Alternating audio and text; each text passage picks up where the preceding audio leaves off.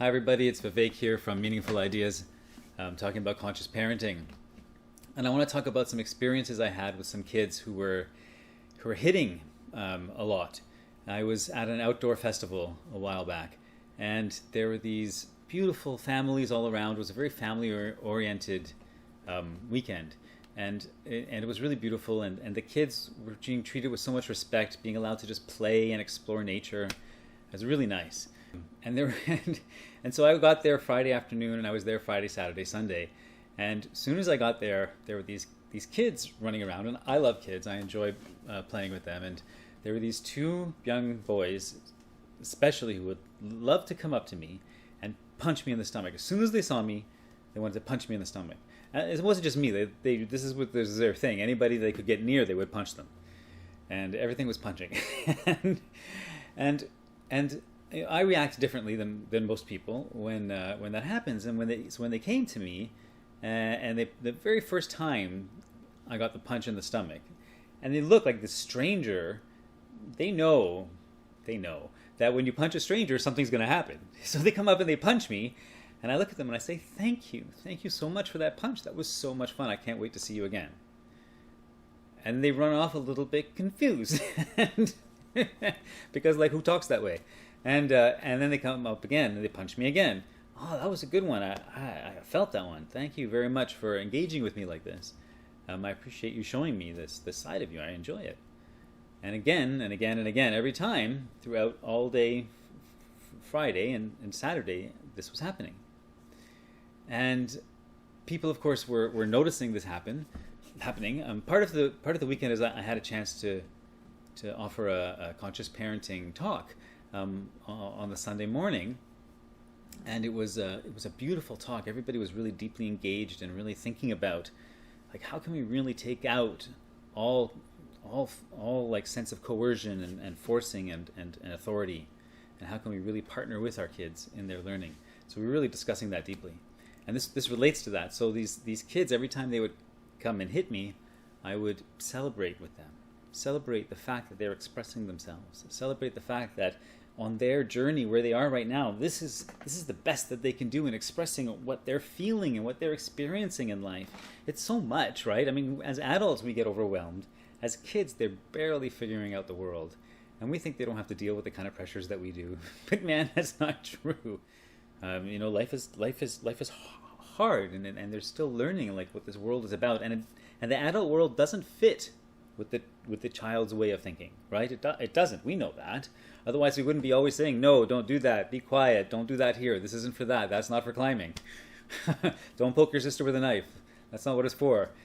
Of course, everyone at the festival was treating them respectfully around it, like saying, no, it's gentle hands. Hands aren't for hitting. I don't like being hit. That kind of stuff. And me, when they hit me, it was only celebration. Celebration of the impulse, celebration of the expression, celebration of our relationship. Wanting them to know that I saw them as they were, and I knew in that moment that was really who they were. And I honored that. Like, that doesn't happen a lot. And yet, to the external environment, it looks like I'm condoning bad behavior. And if I don't let them, this is the one, right? If I don't let them know that it's wrong, how are they going to learn? And that's the thing. That's even just that thought has got shame built into it. Because I'm saying if they don't feel, what it means is if they don't feel bad about it, and if I don't assist them by pointing it out, if I don't assist them to feel bad about it, then how are they going to know not to do it? And which means there's like this assumption that there isn't a loving core that we can reach that doesn't need shame to run from shame to behave well. And when we don't see that in our kids, and we don't see it in ourselves, of course, it's hard to imagine how we could teach without that correction. And this is what I try and share all the time, and I try and think for myself all the time. That love is enough. And if we can trust that and believe that. Anyway, so I'm going on. The kids, they're punching me, and it's amazing what happens. So there's two of them. And they were like, I guess, in competition for who could punch me more. And it was a lot of fun. And I didn't mind it so much being punched. And then at one point, one of them, anytime they're around me now they know it's open season, so anytime they're around me, they're punching me. Now, if one of the things that I do is I would like you to punch me even harder than that. Maybe you could punch me in the hands, and then you can hit me twice as hard, 5 times, 10 times as hard. And then suddenly punching me in the hands became like a lot. Like there was a lot of satisfaction in that. And the stomach was not as important. The stomach like got my attention, and then this was like really engaging in that energy, and saying, "I see you, I accept you." And there's like a discernment that happens at that moment. This is what I really want. This is the relationship that I want, and this is the expression that I want. It doesn't have to be specifically the stomach. Usually I get a reaction, but even the reaction I usually get isn't what I really want. This is what I really want. And here's how I can tell. Here's how I know that, because then I just came out of lunch on the Saturday afternoon. So remember, this is from Friday afternoon to Saturday afternoon. Only one day of reacting this way, and I was full. I was full, and one of them came up and bam, punched me in the stomach. I didn't even see him coming. It was a ninja, and he got me and punched me in the stomach. And because I had just eaten, I actually collapsed. I was like, "Oh, that hurt!" And I fell, and I turned to him and I said, "Thank you so much for punching me." I still didn't say it hurt as my first reaction. I didn't want that. I wanted him to know that even having caused me pain, I still accept him as he is, and I still see him as beautiful and perfectly, unconditionally acceptable in that moment. So there's no judgment then, like no judgment.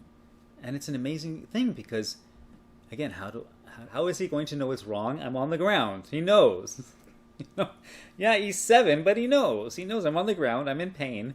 I'm not upset with him, which is the unusual thing, even a little bit. I'm thanking him for his expression because I care about him. And in the thanking, I'm on the ground in pain. Suddenly he cares, and I say, "You know what? I just ate, and I really don't feel like getting punched in the stomach right now. Is that okay? And I actually have a few things to do. Why don't you come with me?" In 15 minutes, I was walking around the camp, and I was doing something, can't remember what. And I could see the urge to hit me well up in him every now and then, and he would stop. I didn't say a thing. If he had punched me, he knew I would have thanked him. I only would have thanked him. And he chose not to. And then later, when he figured I had enough time to digest, he punched me in the stomach again, and I was very grateful for it. So that was the first time. The second time, the other kid, we're all sitting around the campfire, and he comes up, sneaks around me, punches me like I was sitting down, so it was probably like in the chest or something, or maybe he punched me in the neck. I don't know. I'm sure it looked really violent, and then he ran off.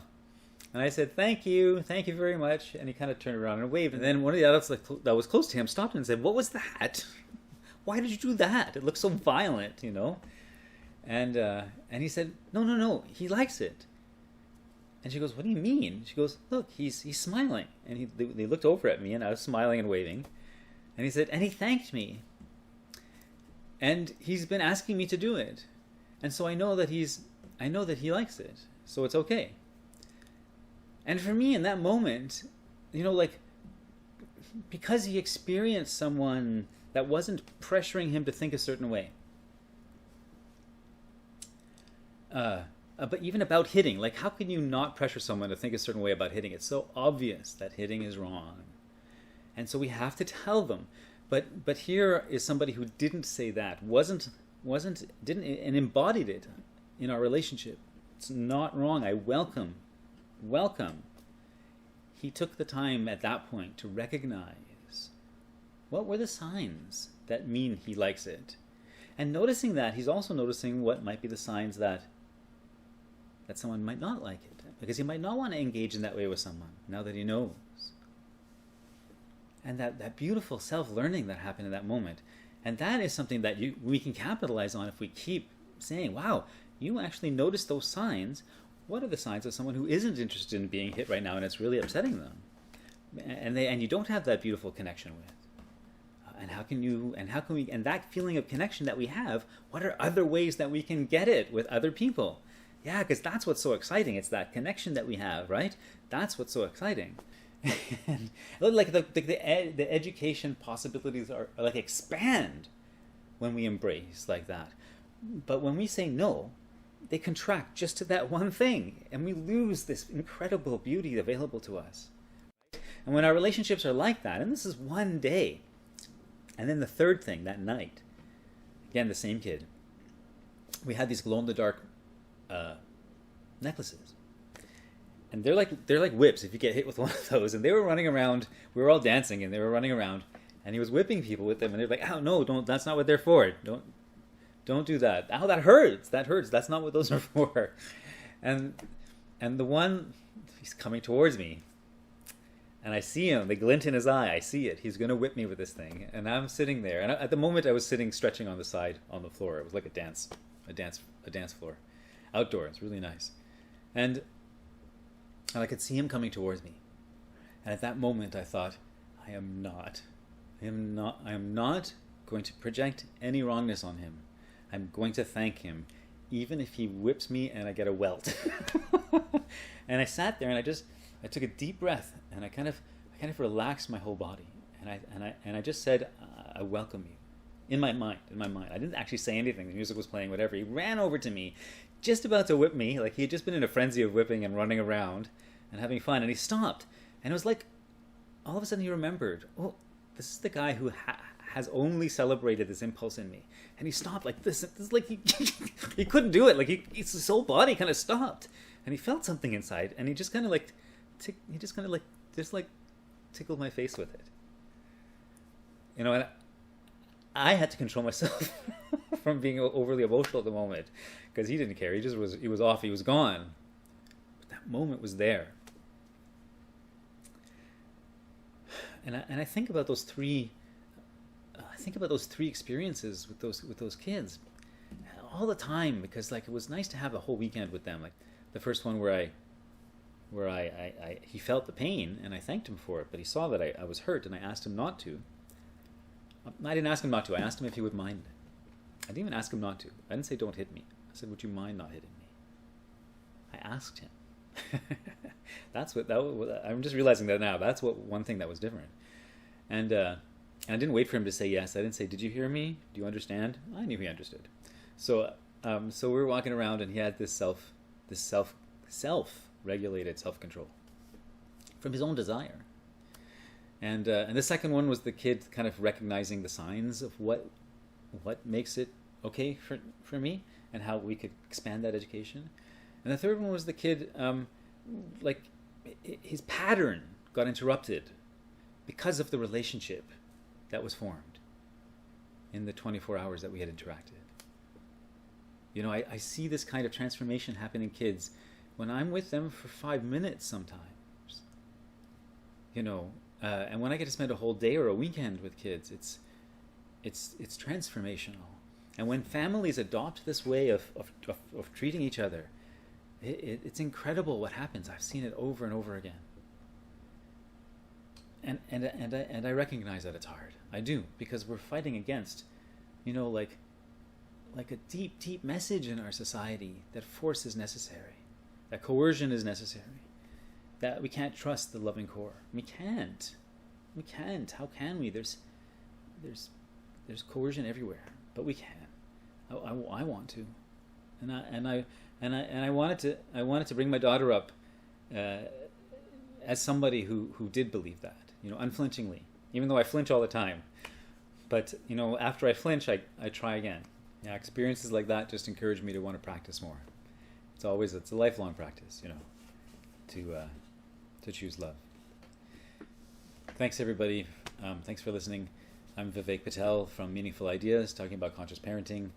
My blog is meaningfulideas.com, and on Facebook and Twitter and Instagram, I'm also Meaningful Ideas, and here on YouTube as well. And I'd love it if you followed me, and thank you very much.